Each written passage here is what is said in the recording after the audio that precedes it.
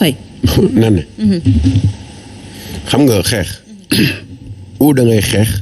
mu nga bàyyi. ou nga bàyyi. c'est-à-dire il faut que l'opposition dans sa plus grande majorité bu ñu gisee ne ay imperfectionnement yu xamante ni dafa am ci lu mu mënti doon ci processus électoral bu mu jeex teg mais nga xeex ko. Il y a des dysfonctionnements partout mais da nga koy xeex ba mu jeex que ça soit sur le parrainage que ça soit sur les cartes d'identité que ça soit sur les fichiers que ça soit sur le logiciel mais yow da ngay wax tey dénoncer bu subaa nga pare si ñu dem élection tu vois les mêmes problèmes nga ñëw taxawaat bëgg ne non duñ ko nangu tey duñ ko nangu ëllëg alors que yow xeexoo ko woon il faut qu'on en finisse avec ça définitivement aussi on peut pas continuer comme ça yow yaay bàyyi nguur parfois mu def lu ko neex ba ñu dem ci élection mu am ay dysfonctionnement nga ñëw taxaw ne non lii ak lii alors que yow xeexoo ko woon boo ko xeexul bu ñu xasee ba dem élection lu ci am mais tu assumes donc la responsabilité elle est partagée à tous les niveaux yow say cadre sax ki koy yor ma nga Malawi mooy Iris Corporation yow xamoo sax sa fichier yow c'est Iris Corporation qui gère ça. mais loolu c'est état civil maîtriser woo sa dara maîtriser woo. mais loolu pose problème sécurité. mais suñu données personnelles ay étrangers amoo sax ay Sénégalais yoo xamante ni yow sa noyau yow c'est état civil c'est carte d'identité mën nañ ko gérer dugal ko fenn denc ko da nga koy dénkaale ko ñoo xamante ni ils sont à l'extérieur. c'est ce qui se passe actuellement dans ce pays Yewwi bii taxaw nii tey c'est-à-dire il faut ñu xam ne lu ñu mën a reprocher pouvoir bu ñu ko gisee ci opposition dinañ ko reprocher en toute objectivité c'est aujourd'hui que vous reconnaissez votre erreur mais hier vous avez parlé de complot alors qu'aujourd'hui Benno bi moo ñu dimbali moo tax tey nga amaat beneen position donc bu ñu nekkee ci dëgg aussi nangu leen ko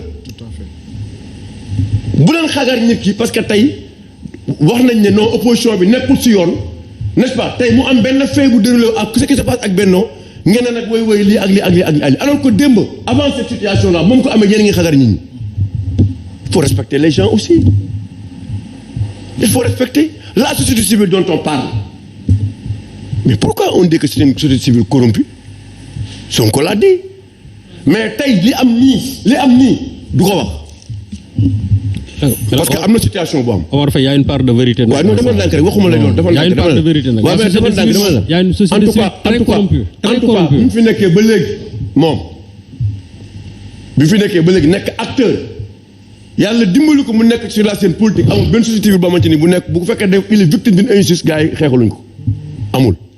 mi ngi door a ñëw nag bu leen ko fàtte xale la mi ngi door a ñëw dañ ko koy nangul parfois yenn mais mi ngi door a ñëw réew mi kenn tabax ko ci benn jour. Des gens se sont battus pendant des années pour arriver à ce niveau donc c'est pas aujourd'hui la ñu ay ñi taxaw di wax ñun ñi xeex nañu tëj nañ leen fekk nañ leen seen kër matal leen licencié nañ leen tourné aux vertus de toutes les formes d'agression pour arriver à ce niveau de démocratie et il mérite respect et considération tey nag bu la yàlla defee nga doon leader nekk ci benn position bi nangul nañ la ko mais nangul aussi ces générations les combats qu'ils ont menés jusqu'à arriver à ce niveau. mais Omar Faye ni nga mën a waxee opposition bi bu ñu defee erreur. ñu reconnaître ko su ñu gisee une société civile bu deful liggéey aussi. bu ñu ko pointé du doigt ci lan mais moom aussi. mais il n'a pas parlé de toute la société civile mais il n'a pas parlé de toute la société civile. non dafa la je pense que ni ñu nangulee ci opposition leneen wax société civile lan la. mais il n'a pas parlé de toute la société civile aussi. c'est sur le parrainage. Qu'est-ce qu'on a Qu'est-ce qu'on reproche à la société civile? Qu'est-ce qu'on leur reproche par rapport à ça? Mais est-ce qu'il a parlé de toute la société civile? Parce que comme Antoine a parlé, c'est comme si Sonko a dit que toute la société civile. Non. Je peux répondre à cette question. Non. Hein? Mais aujourd'hui, il y a une société civile. Allez-y. Je vous donne un exemple. Ouais. Il y a des éléments de la société civile qui tentent de justifier ce surplice de Benno Bokk Yaakaar. Mais d'accord. Qui disent que mais loolu yow xam nga ne en âme et conscience xam nga ne loolu aujourd'hui dul tegu. C'est un exemple. Ça dama lay rejoindre. Ni ñu nangoo opposition bu juumee ñu pointé ko. Bu ñu gisee société bu juumee nañ ko pointé. C'est simplement ça. Dafa ndànk rek dama ne. Tu as parlé de loi. Il y a une loi bu fi nekk boo xamante ni mooy permettre ministre de l'intérieur mu am ay prérogatives yu mu régler problème mu vérification ak problème mu parrainage am na wala amul. Comme ban. y a une loi qui est là. non comme ban Qui donne exemple autorisation au ministre de l'Intérieur de procéder à la vérification aujourd'hui des parrainages. c'est-à-dire mu bàyyi ba coow am mu génne benn arrêté. dafa am fu ma jëm. Oui, il faut nga déglu ma. dama bëgg nga wax nga ma déglu ma. parce que baal grand ngay ruube. non roobewuñu damay laajte. non dañuy waxtaan rek. dafa am lu fu ma ko jëgee jëm. tey moo am benn arrêté. arrêté bi même bu fekkee ne am na. publication bi ça c'est la publication qui fait défaut. mu ne la lii am na mais lii moo permettre tey véritablement ministre de l'Intérieur moo am bi comportement mais parler mais bu wax ne c'est des corrompus ce ne sont pas des corrompus je regrette parce que aujourd'hui Ah, il y a des corrompus. mais yow ce leader yow on l'a taxé de tous les noms Khalifa Sall effectivement Il y a des corrompus. aujourd'hui il peut pas expliquer les gens ce qui est à la base de la situation à Dakar pourquoi il ne l'a pas fait mais effectivement En tant que les explications ont été données. nga explication yi ci war joxe nañu ko. ah mais attends Omar yow yaa ni léegi opposition bi nañu nangu critique yi. nangul aussi société civile bi am na ci ñoo xam ne dañ leen critiquer. reproche ko man foofu rek laa bëgg ñu d'accord Omar. xam nga tey nee naa la foofu rek laa bëgg ñu d'accord man ak yow. mënoon nañu taxaw ne xam nga am na tey ñu attaqué frontalement Khalifa Sall tout comme il y a des gens qui attaquent Omar Faye ci plateau wax ni taxawul liggéey parfois day jàdd. man je ne le ferai pas. ah mais attends aussi ni ñu ko attaqué les gens disent aussi Omar Faye parfois de comment non dafa nag dama la man je ne le ferai pas dama lay expliquer dama la dañu nekk ci à un autre niveau dañ ne ñenn ñi problème bi bu amee ñoom nañ ko expliquer lan moo ko indi expliquer Sénégalais yi véritablement parce que mënuñu gëm ne mbiru cuune bi am ci Dakar loolu war na mën a dal Khalifa Sall war na mën a dal Déthié Fall war na mën a dal keneen mais nit ñi newuñ ci beneen niveau ku nekk da ngay interpréter à la manière mais c'est pas en faveur du pouvoir. mais rappelez que Khalifa n'est pas le mandataire de c'est Dakar. pas en faveur du pouvoir mais moo wax la benn affaire. mais Sonko il a dit que groupe WhatsApp bi man maa ko créé waxul lool. oui. ku ci wax loo ci war a wax ma dindi la wax na ko wala waxul. il a dit képp koo xam ne dañ ci wax rek tegginewul l'administrateur de ce groupe. il a dit. qui est l'administrateur de l'administration du Sénégal c'est qui? je te c'est renvoie pas la Boun Abdallah Dionne qui était le premier ministre. je te renvoie la question était là. je te renvoie la bi mu question. waxee donc il a été radié est-ce que tey mënuñu wax ne Macky Sall a eu raison sur lui et pourtant moom sur la base d'un peu simple administrateur d'un groupe il enlève des gens parce que waxuñu lu ñu war a wax. Non, donc ça c'est pas un débat. Omar li ngay comparé bokkul. non Omar li ngay comparé bokkul aussi. non li ngay comparé bokkul. non dafa non bokkul. C'est simple. non dama la bokkul. non déglu dama la wax benn affaire dama la ça va dama question groupe bi ngay comparé. non mais dama dindi. non il a enlevé des gens. Omar Faye léegi il a enlevé des gens il a démontré par la il a expliqué pourquoi. fi ma bëgg ñu d'accord Omar mooy li nga wax opposition bi nañu nangu aussi société civile aussi d'accord ñëw xam man dama la wax simple non waxuma dama la xam nga dama la jox ay exemple rek. Qui vole un œuf volera un bœuf. waaw non dafa nekk ma moi je veux juste comprendre une chose en fait lan nga bëgg démontrer en disant cela. dama bëgg démontrer la nen mooy. oui. nit parfois booy wax boo tollee ci benn position da nga am hauteur am yooyu wax ak loo waru wax n'est-ce pas xam bu baax ne leader nga te dafa am foo jëm parce que tey ci simple groupe WhatsApp boo ci waxee yenn yi dama naan kii suba bu yoree réew mi muy def. mën naa ko xalaat Omar Faye nag vraiment tey comparaison non non mais mën naa ko xalaat tey comparaison c'est un bon exemple. non mën naa ko xalaat mën naa ko xalaat non ma ne non déglu ma ne dama leen di wax comparaison objective. dama lay wax benn affaire de dama ne yow ci instant bi ngay nekk c'est une comparaison objective. man si les gens yow mais ça c'est contradictoire. Non, je suis pas contradictoire. Parce que tu sais pourquoi je suis contradictoire. Parce que yow tu as dit tout de suite que yéen les Sénégalais jusqu'à présent et les Dakarois. xamuñu lu xew. xamuñu lu xew tey vous avez expliqué parce que loolu rek mën na créer démobilisation au niveau de Yewwi. tu l'as dit. dama ko weddi. bokkul ba tey ak li nga bëgg a wax dama ko weddi. sois objectif mon cher. mais dama ko weddi. c'est-à-dire que yéen xam nga nga war a bàyyi c'est-à-dire que réew mi. weddi wu ma ko. nit ñi par rapport mais quand tu vas parler ay diw la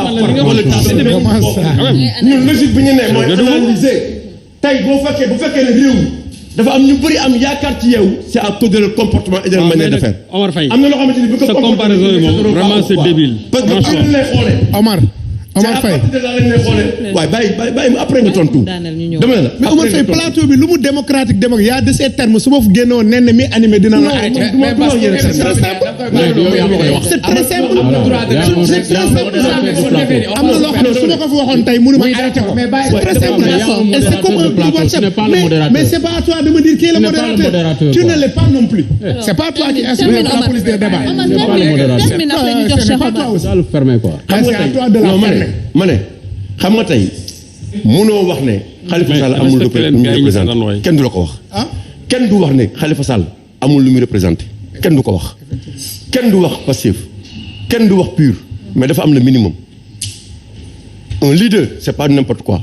Macron est là-bas en France il a été insulté il a accepté. Et il est plus jeune que vous. Il a été giflé. Il a été giflé en tant que chef d'État il a accepté. nit dafa am loo xamante ni parfois da ngay am grandeur d'esprit quand il s'agit de certaines situations parce que tey moom na tax en tant que État ñu def ko mu am nu mu agiré.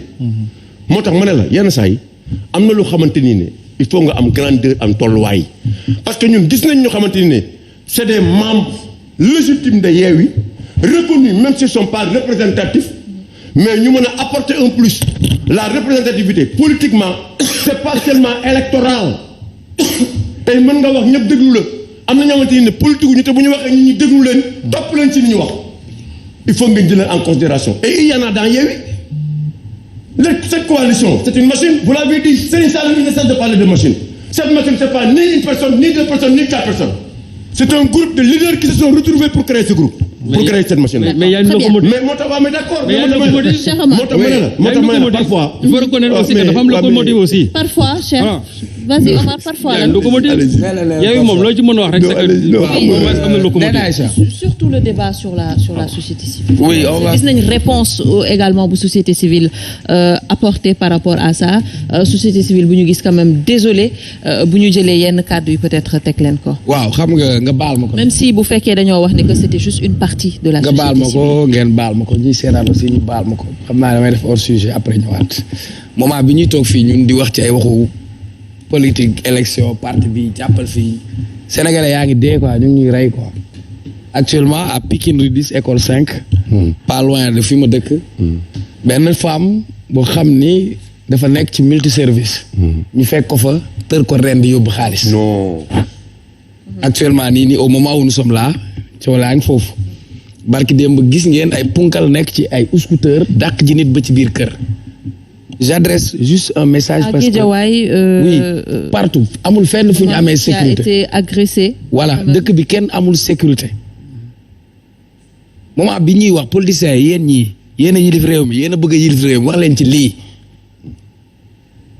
bi corona amee dañu génnee armée bi génne gendarmerie génne dispositif ils n'ont qu'à sortir ce dispositif pour sécuriser les gens bu waa Kër Massar jooyee ñi ne la forêt de Mbao waa Grand Yoff zone de captage jooy ñeneen ak jooy personne n'est en sécurité dans ce pays. en pleine journée. li ñu war a régler dañ ko war a débat toog di ci wax matin midi soir yàbbaa gi di tulleeg mal li 100 francs di jar 100 francs sangara di jar 100 francs booy di pressionné jàkkaarloog nit yàggul keroog ki toj butéel ñu jàpp xale bi côté université jamate ko comme ça les gens meurent comme des mouches ci impunité pour man loolu mooy les véritables questions de l'heure et pour ñun su fekkee ne état jëlul responsabilité am demain mu nekk no man's land kuy dox mel ni kabooy mbaa nga yor sa fetal mbaa nga yor sa jaaci nit ñi ñu ngi bëgg a dee monsieur le président dañ lay interpeller s'il le faut vous sortez la gendarmerie vous sortez l'armée sortez les moyens de l'état ne serait-ce que pour sécuriser les populations bon loolu mënuma ci woon bañ a àddu d'autant plus que bëri na yu mel ni di am. surtout si je pense qu'on va même organiser un débat spécialement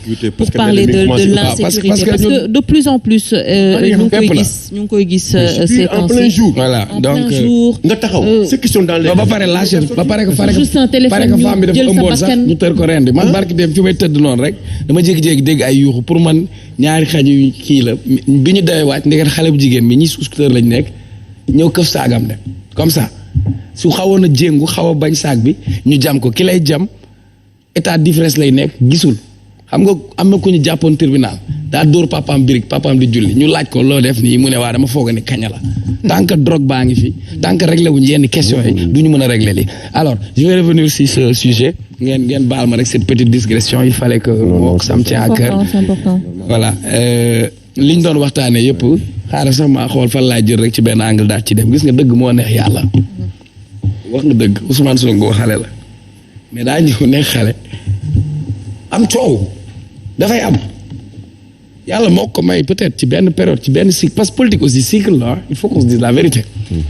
tey am na ñu bokkal coalition bi ñuy am cër di am responsabilité mbaa ñuy dégg ministre mbaa ñuy dégg député peut-être Ousmane mu ngi nekkoon lycée wala feneen keroog bi mu defee point de presse génn mu ne Barthélemy du leader ñu bëri dañu interpréter kenn du natable leadership bu Barthélemy mais li mu bëggoon wax mooy Barthélemy dafa nekk ci taxawu Sénégal et leader Barthélemy c'est Khalifa Sall ni mu waxee groupe WhatsApp bi ku ko wax ak maa génn ak maa rocc ak maa roof mais Ousmane Sonko mooy patron bi